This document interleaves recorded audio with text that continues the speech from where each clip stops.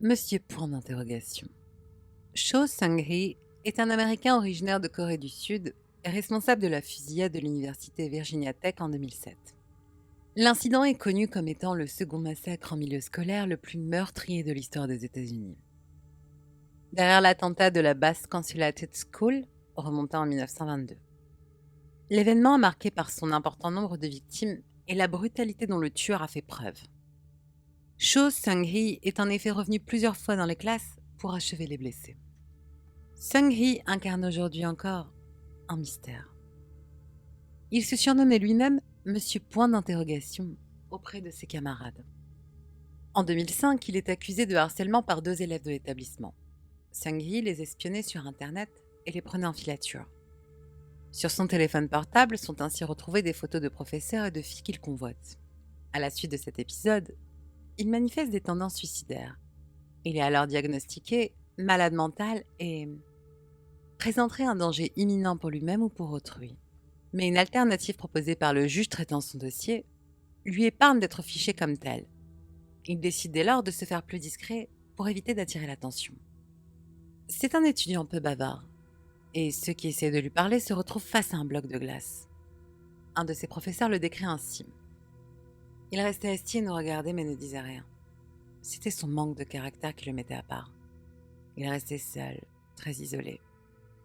Je ne me souviens que d'une fois où il a souri, mais ce n'était pas très convaincant. Il participe cependant à des cours d'écriture, pour lesquels il rédige plusieurs pièces de théâtre. L'un de ses anciens camarades décrit par ailleurs ses rédactions comme vraiment morbides et grotesques. Dans Richard Macbeef, il met en scène un adolescent, John, sa mère, Sue, et son beau-père, Richard Macbeef, surnommé Dick. Il y est question d'une dispute entre John et Richard Macbeef. John traite le beau-père de vieux pédophile obèse lorsque celui-ci pose sa main sur ses genoux pour tenter de lui parler. Il répète par la suite « Je dois tuer Dick, je dois tuer Dick, Dick doit mourir ». L'adolescent révèle à sa mère que Dick veut lui toucher les parties génitales. La mère sort de ses gonds et brandit une tronçonneuse sous le nez de Richard, qui s'enfuit. La pièce se conclut par la mort de John, tué par le beau-père, d'un coup mortel suite à un accès de colère. Une autre de ses œuvres, nommée Mr. Bronston, débute avec 3 étudiants discutant dans un casino. Ils parlent de leur professeur de mathématiques, Mr. Bronston, qu'ils accusent de les avoir violés et de les faire saigner. Il nous a tous violés. Ce n'est pas ce que les professeurs de lycée font, dit John, l'un des adolescents, avant d'ajouter « Je veux le tuer ». Son amie Jane surenchérit en affirmant « Je voudrais le voir saigner comme il nous fait saigner ». C'est alors que le désigné Mr. Bronston entre dans le casino et va à leur rencontre, leur faisant remarquer qu'ils sont trop jeunes pour être dans un tel lieu. Ceux-ci l'ignorent, puis l'un d'eux fait remarquer que Mr. Bronston est le titre d'une musique de Guns N' Roses. Les étudiants commencent donc à la chanter. À la fin de la pièce, l'un des adolescents gagne le jackpot de 5 millions. Mr. Bronston intervient et convainc la direction du casino que les étudiants l'ont attaqué et lui ont volé le ticket gagnant. La direction donne donc à celui-ci, Mr. Bronston, et fait jeter dehors les jeunes lycéens. L'histoire se termine avec la menace de revanche de ces derniers. À côté de cela, Cho Seung-hee s'est inventé une petite amie imaginaire qu'il appelle Jelly et qui le surnommerait en retour Sparky. Il a écrit sur elle une petite histoire assez anecdotique et enfantine.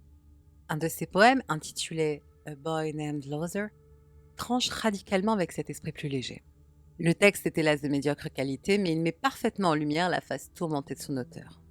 A Boy Named Loser, un garçon appelé Tocard. Un garçon appelé Tocard marche à côté du trottoir, tremble dans sa maison, et étend sa tête fatiguée pour dormir et rêver. Dans son rêve, il vit 2 vies, car dans ce monde, il n'a pas de vie. Pas de classe, pas d'amis, c'est juste un crétin dans ce monde. Durant ces longues heures dans le monde réel, il n'y a pas de surprise, c'est un tocard.